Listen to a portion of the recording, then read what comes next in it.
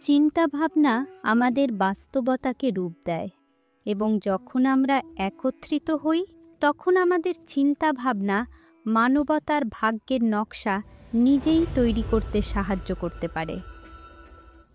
21শে December, আপনি যেখানেই থাকুন না কেন, সকালের আলোতে বা মধ্যরাতের নীরবতা, চলুন একসঙ্গে থেমে যাই।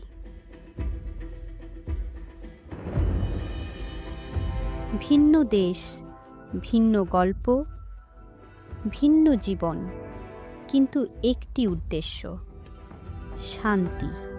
আপনার চোখ বন্ধ করুন এবং আপনার হৃদয়ের দিকে ফিরে যান।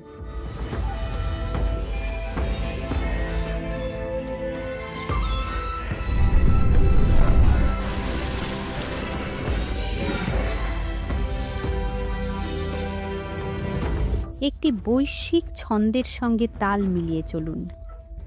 লক্ষ লক্ষ হৃদয় এক হিসাবে স্পন্দিত হয়। এটি একটি ধ্যানের চেয়েও বেশি কিছু। এটি একটি অনুস্মারক। আমরা এক, এক জগৎ, এক হৃদয়।